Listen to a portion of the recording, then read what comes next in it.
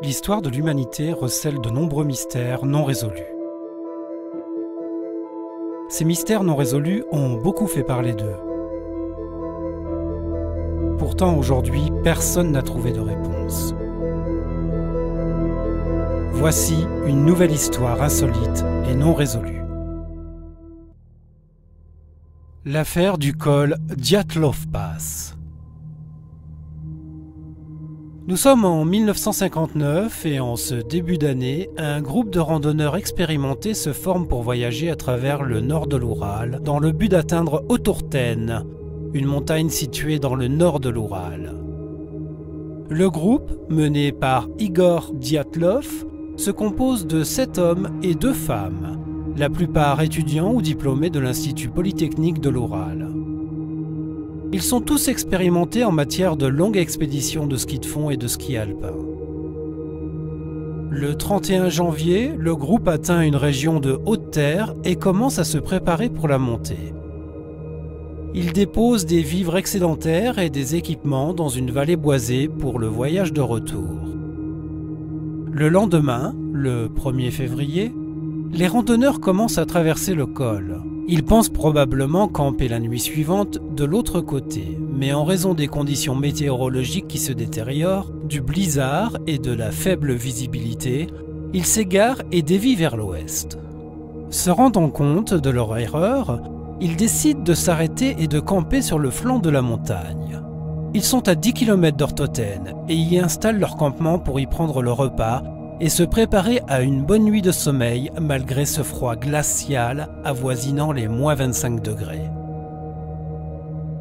Mais quelque chose d'horrible va se produire dans ce qui sera leur dernière nuit. Le 26 février, une équipe de secours trouve le camp abandonné et leur tente gravement endommagée et complètement déchirée de l'intérieur. Ils suivent des empreintes de pas qui mènent à un bois proche de l'autre côté du sol, à 1,5 km au nord-est, mais après 500 mètres, les traces sont couvertes par la neige. Dans un rayon de 1,5 km de l'emplacement de leur tente, l'on peut distinguer des empreintes de pieds. Certains portaient des chaussettes, d'autres une seule chaussure ou étaient carrément pieds nus, et les traces menaient à un bois situé tout près. À la lisière de ce bois, sous un grand pin, l'équipe de secours trouve les restes d'un feu de camp et les 2 premiers corps, ceux de Grivonitchenko et Dorotchenko, sans chaussures, ne portant que des sous-vêtements. La scène suggérait une mort par hypothermie. Grivonitchenko a des brûlures à la jambe et une morsure à la main qu'il s'est faite lui-même. La peau ainsi arrachée lui est restée dans la bouche. Sur le sapin se trouvant à proximité, des traces montrent qu'ils ont essayé de grimper sur cet arbre. 300 mètres plus loin, ils trouvent le corps de Dyatlov avec des écorchures autour des chevilles et une entaille à la paume. À 630 mètres, le corps de Kolmogorova apparaît inerte lui aussi. Le 5 mars, les sauveteurs découvrent au même endroit le corps de Slobodin avec une petite fêlure sur le crâne. 2 mois plus tard, le 4 mai, 4 autres corps sont découverts, ceux de Dubinina, Kolevatov, Thibaut Brignol et Zolotaryov. Thibaut Brignol présente de multiples fractures sur le côté de son crâne. Le corps de Dubinina est celui présentant le plus de traumatismes externes. 10 côtes brisées, la langue est manquante, de même que ses yeux, une partie de ses lèvres, du tissu facial et un fragment de son crâne ont aussi disparu. Le corps de Zolotaryov est retrouvé avec le visage très abîmé, au point qu'il ne pourrait être identifié avec certitude par sa famille. Alors qu'il n'avait aucun tatouage avant le départ, le corps retrouvé porte des symboles sur les mains. Quant à Kolevatov, il a le nez cassé et le cou déformé, mais il est mort d'hypothermie comme les autres randonneurs.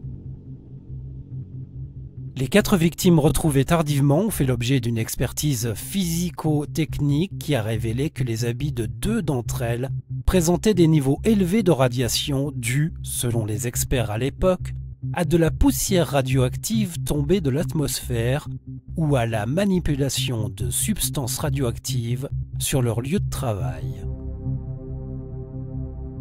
Après avoir examiné les corps des 9 randonneurs, aucune théorie ne tenait plus la route. En fait, rien n'avait de sens. Un corps avait clairement reçu un coup très brutal. Un autre présentait des brûlures au 3e degré. Une autre victime avait vomi du sang. Comme si ce n'était pas suffisant, un cadavre avait perdu sa langue et ses yeux. 6 des membres du groupe sont morts d'hypothermie et 3 de blessures mortelles. La tente a bien été déchirée depuis l'intérieur. Les empreintes de pas montrent que tous les membres du groupe sont partis à pied de leur plein gré. Les tests médico-légaux de radiation montrent de hautes doses de contamination radioactive sur les vêtements de certaines des victimes. Mais alors, que s'est-il passé cette nuit du 2 février ? Des théories ont alors été formulées. Une intervention du KGB, une surdose de drogue, des extraterrestres, une anomalie liée à la gravité et même la version russe du Yeti.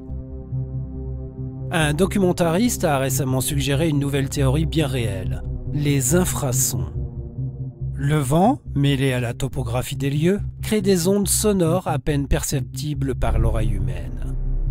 Ce phénomène peut provoquer des nausées, de la panique, un sentiment de terreur, une grande nervosité, des frissons, des difficultés respiratoires et un rythme cardiaque plus rapide. Un consensus apparaît dans tout ceci. Les tristes événements furent la conséquence d'une force écrasante et possiblement inhumaine. Les enquêteurs arrivent à la conclusion que les membres du groupe sont tous morts d'une force irrésistible inconnue. L'enquête est officiellement close en mai 1959 en raison de l'absence dans les actions attribuées à l'inculpé d'éléments constitutifs d'une infraction.